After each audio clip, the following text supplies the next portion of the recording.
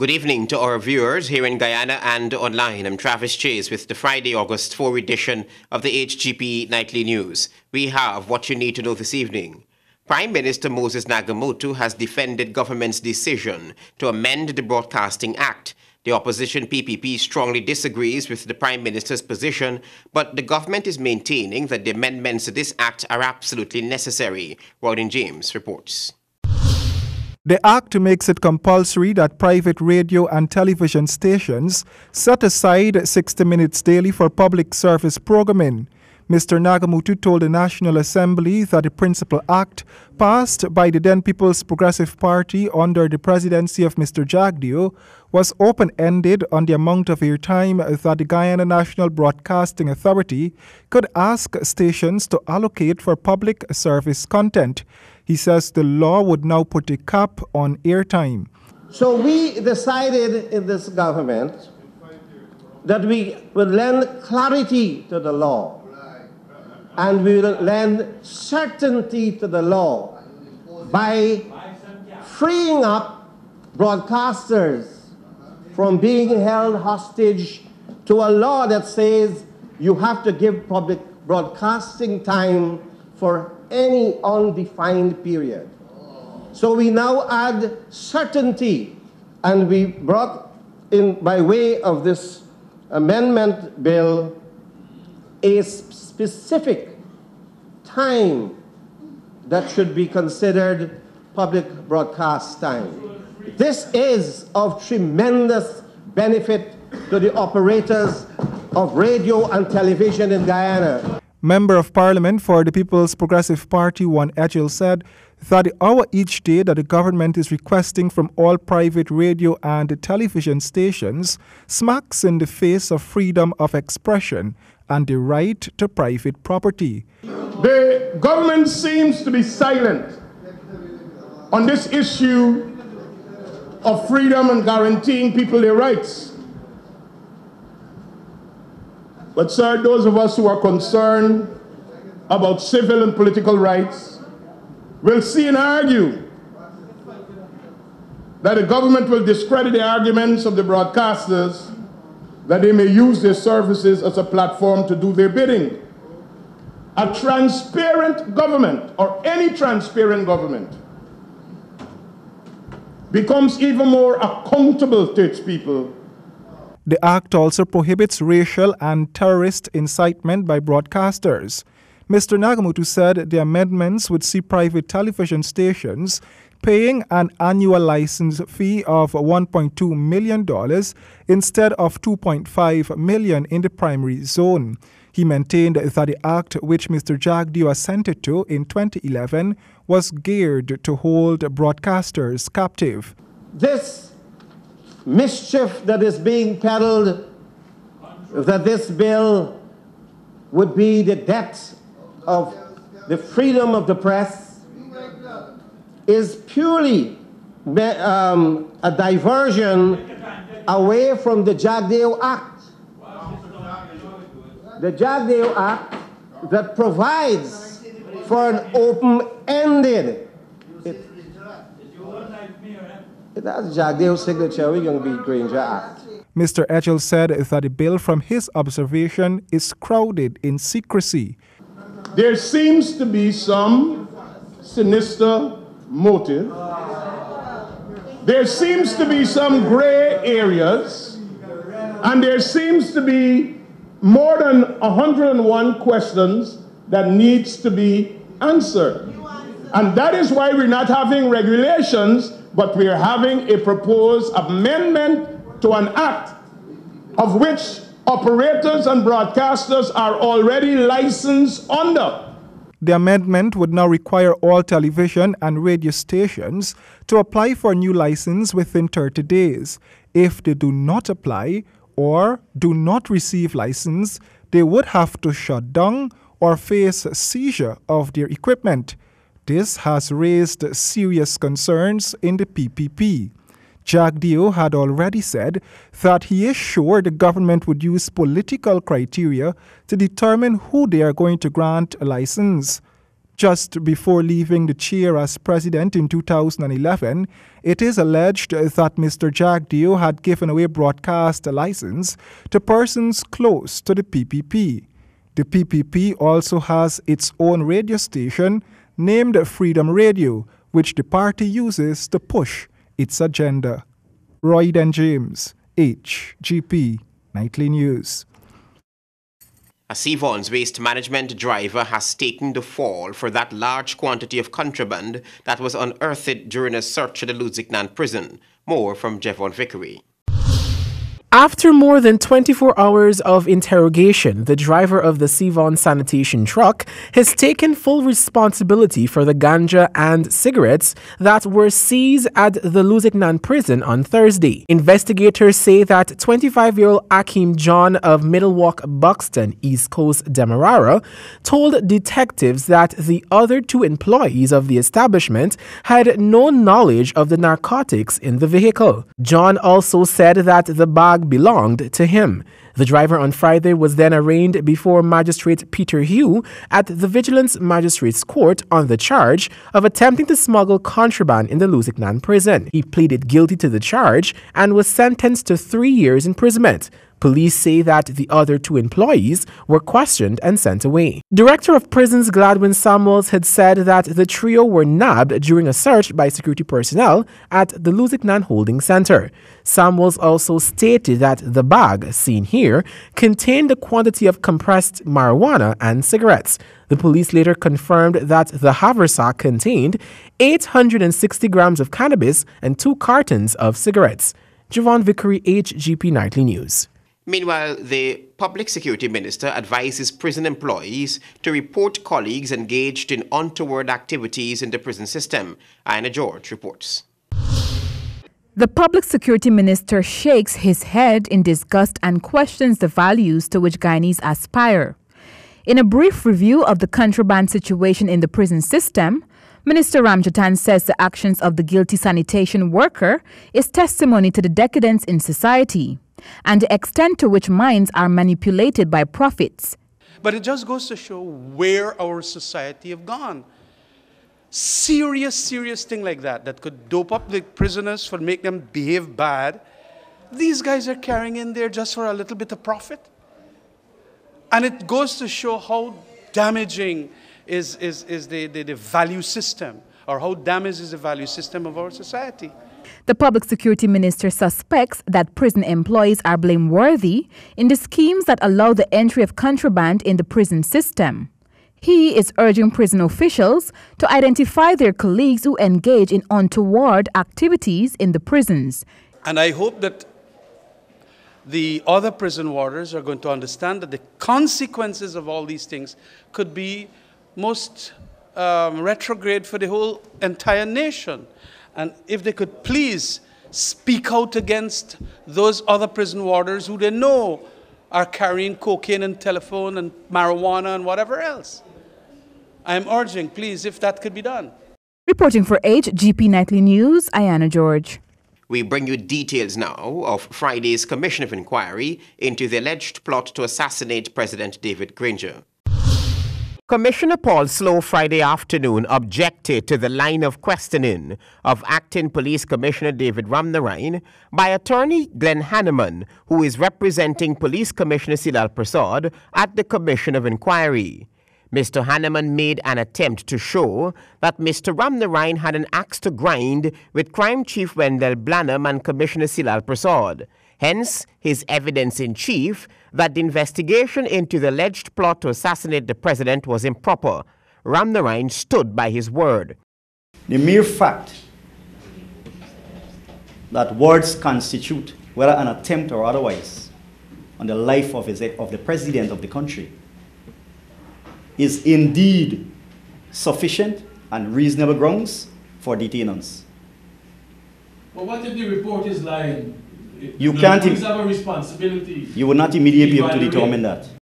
The acting commissioner, who has been serving the Guyana Police Force for the past 27 years, clarified the matters of alleged indiscipline, which Mr. Blanham and Prasad had written to the Police Office of Professional Responsibility about. When Commissioner resumed duty, he wrote, Assistant Commissioner Hicken, for that matter, who was then commander of A Division, was of the opinion that while I was acting commissioner, I had issued firearm licenses, some 113, in breach of the law. Commissioner of Police, Mr. Silal Prasad, my commissioner, sent the matter to the head of OPR for an investigation. The OPR head, Mr. Makanlal, who is now on leave. That's your friend? No. Wrote the commissioner and said, sir, I am the head of OPR. You're asking me to investigate your office because Mr. Ramnarain was acting as commissioner of police at the time. Commissioner replied to Mr. Makalal and said to him, I trust the integrity of the office of OPR. Proceed with the investigations.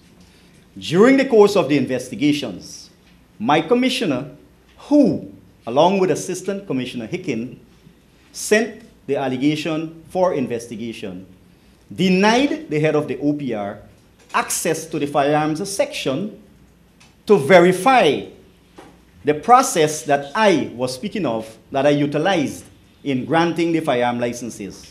Now that the evidence is before the commission that it was Silal Prasad who telephoned the CID to have Nizam and Imran Khan released from custody after they had been arrested for this alleged plot, Ramnarain said he would have kept them in custody.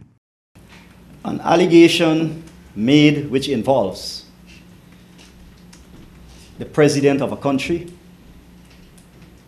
is not a normal investigation and must be treated as such. It's not a normal investigation. If I want to get you locked up, I just got the make a report that you tried to kill the president of the day, and you believe it's right for you to be locked up for 74 hours? The mere fact that he's your head of state.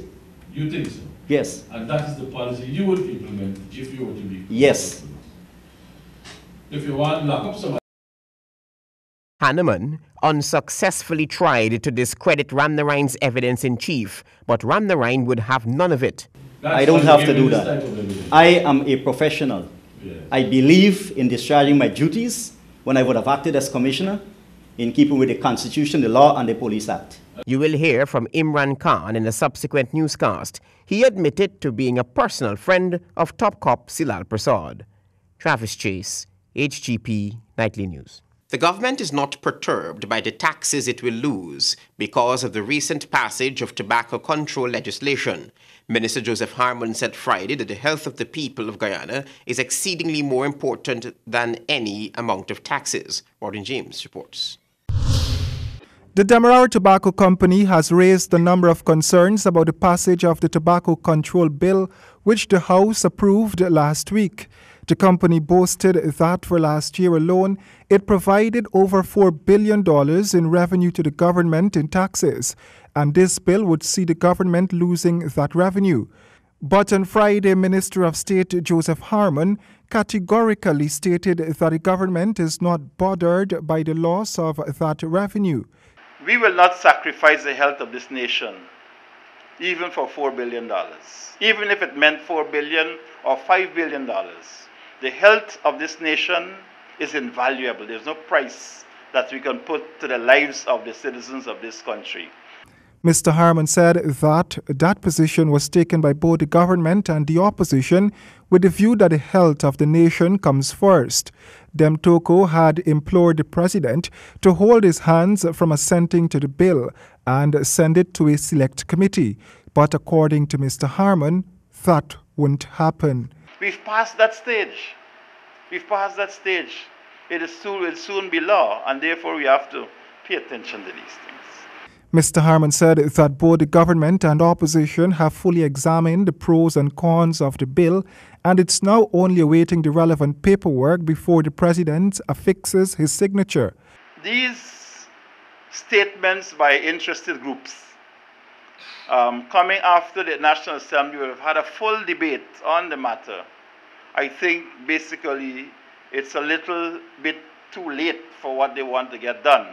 On Thursday, too, Minister of Public Health, Valda Lawrence, said that the government is not interested in re-examining the tobacco control legislation at this time. Roy Den James, HGP Nightly News. Thank you, Royden. The prosecution has finally submitted closing arguments in the case involving a crippled man who's accused of fatally shooting a waitress back in 2014. The defense is expected to make its closing remarks in a week's time. Jeffon Vickery reports.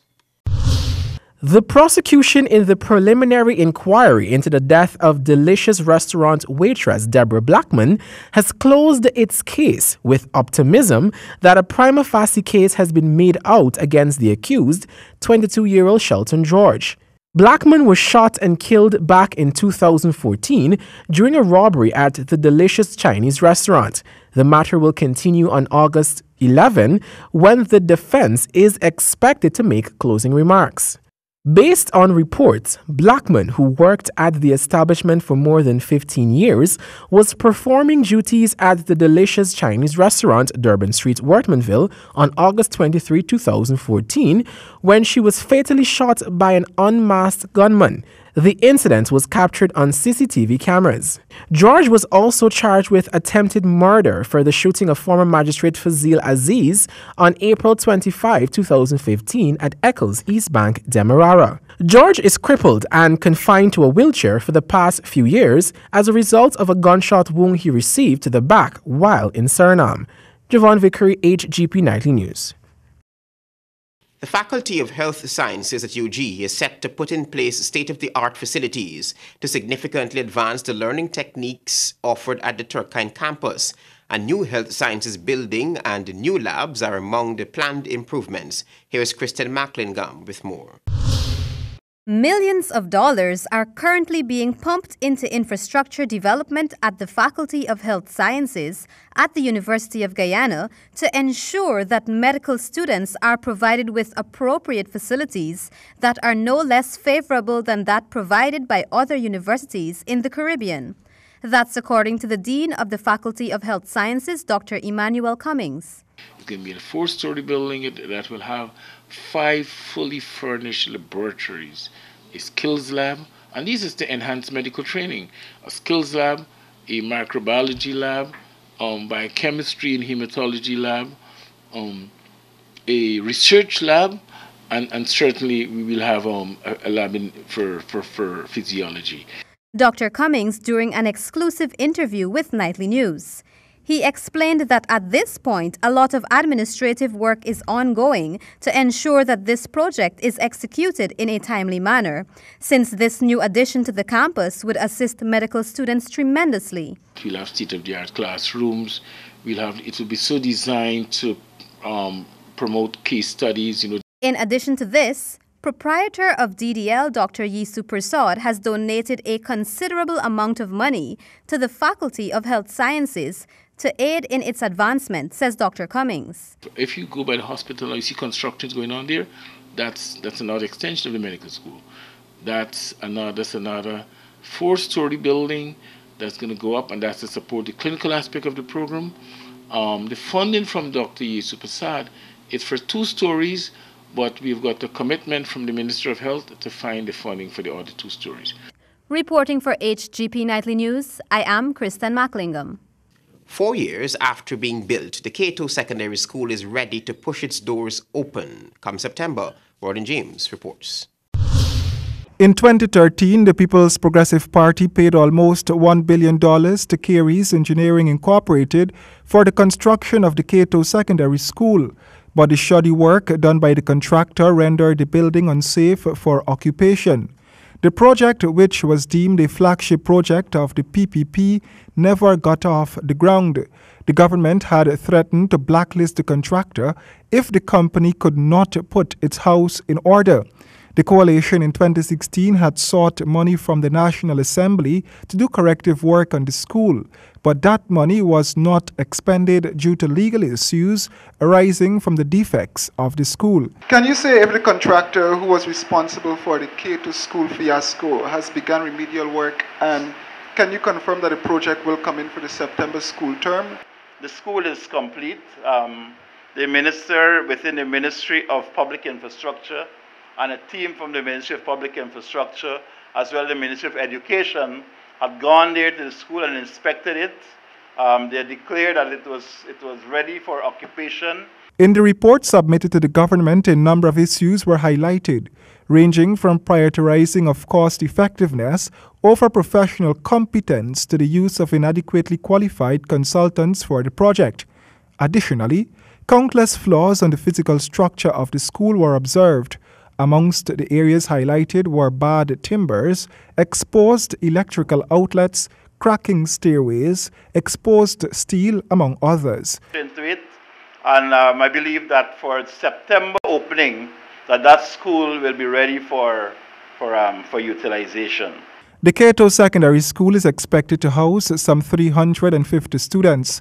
The scope of work for the project included 12 classrooms, an industrial arts department, a canteen, 2 science laboratories, an administrative block, a computer laboratory, home economics and agriculture departments, facilities for differently abled persons, sanitary blocks, 2 multipurpose rooms, a library and research area, and a visual arts department.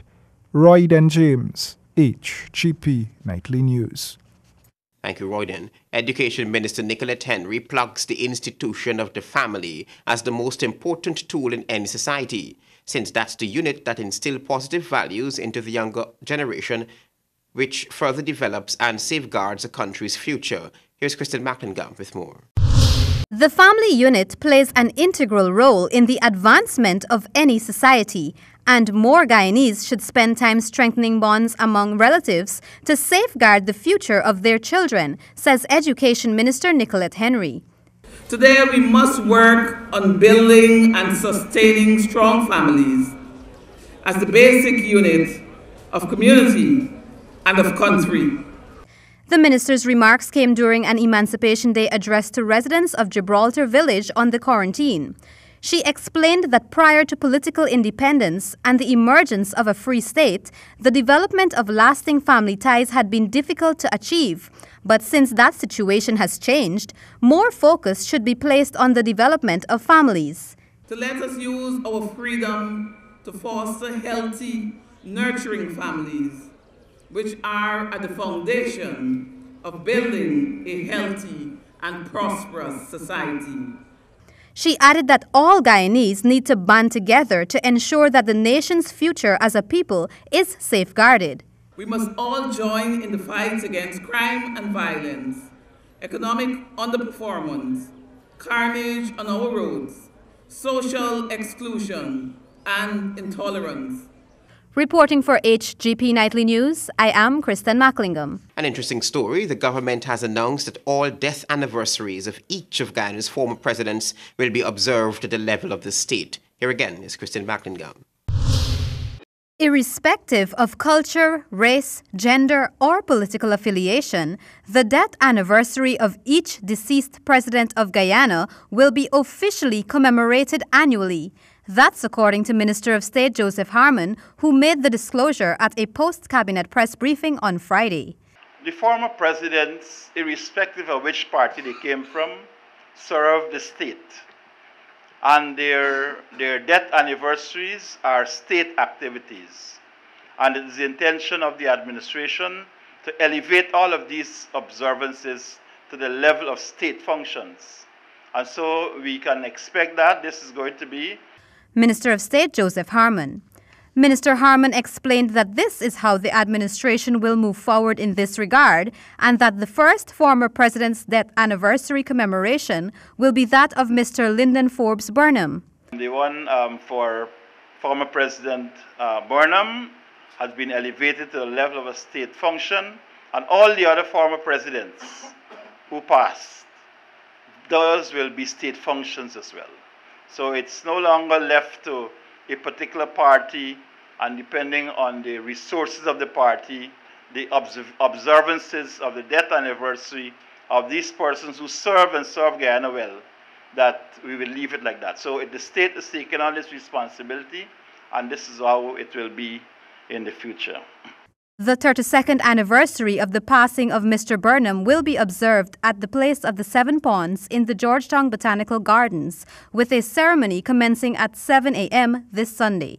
Reporting for HGP Nightly News, I am Kristen Macklingam. Your sportscast is ahead.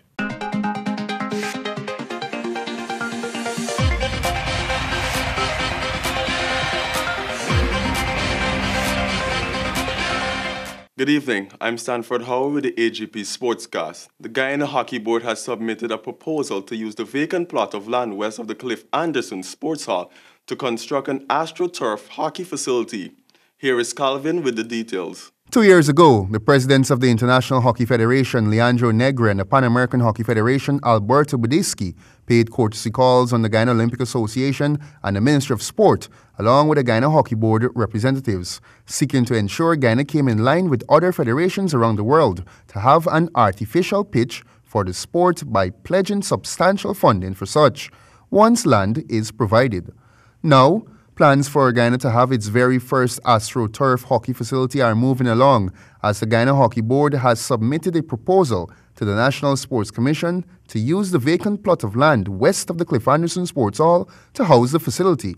That proposal will be subsequently forwarded to the Minister of State, Joseph Harmon, who will have final meetings with Hockey Board officials. Director of the National Sports Commission, Chris Jones, is confident of a successful meeting. But essentially, what they would have indicated to me is that their international body, once land has been allocated to them, their international body is prepared to fund such a facility.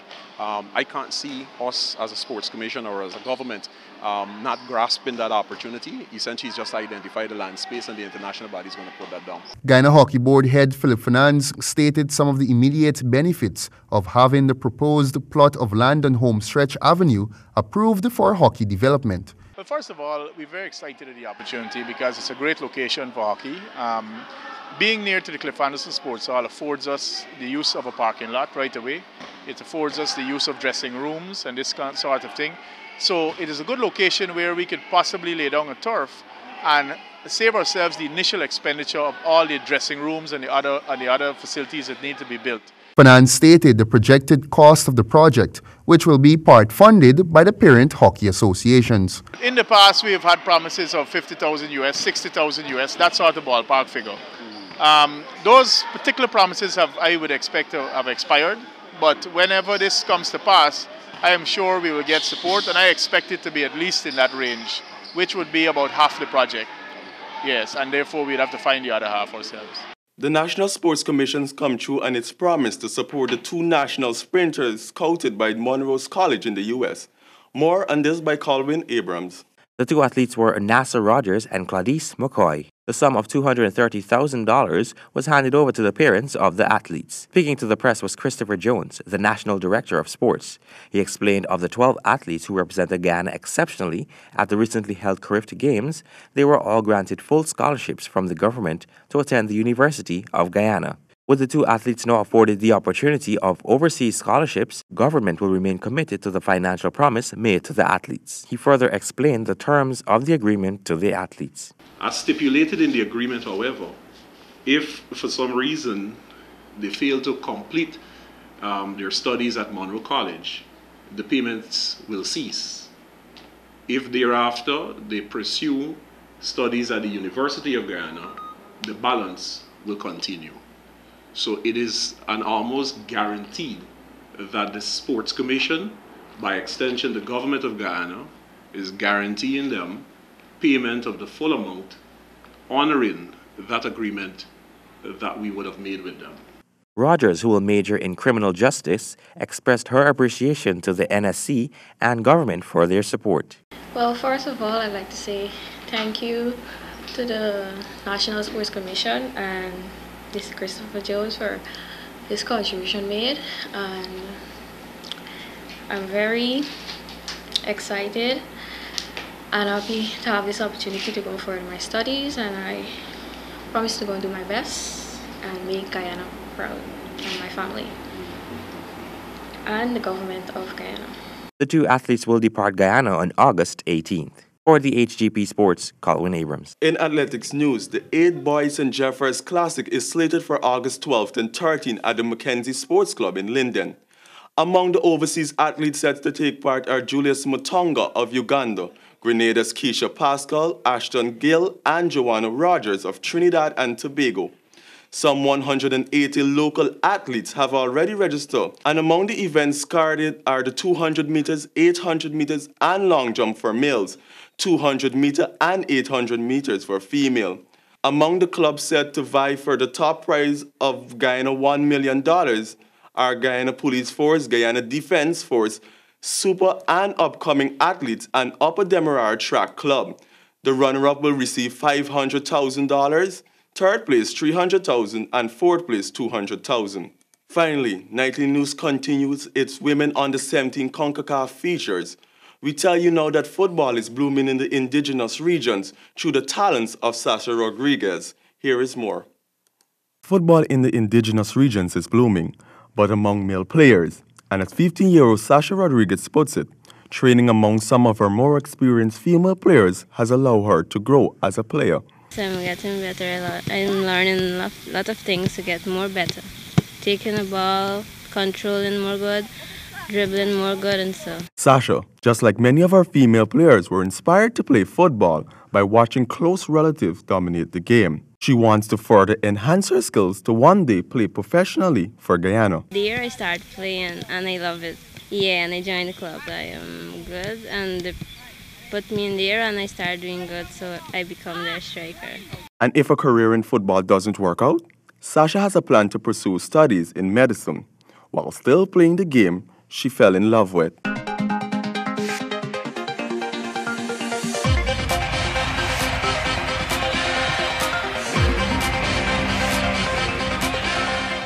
Truck driver takes the fall for smuggled contraband, jailed for 3 years. Prime Minister Defense Broadcast Amendment Bill, PPP, calls it unconstitutional. I am interested in a proper investigation. Acting top cop Ram Narayan tells COI. And the state will commemorate all past presidents' death anniversaries. Those were our major headlines. For these stories and more, please go to our website. It's www.hgptv.com. I'm Travis Chase. Thanks for watching. I'll see you right back here on Monday.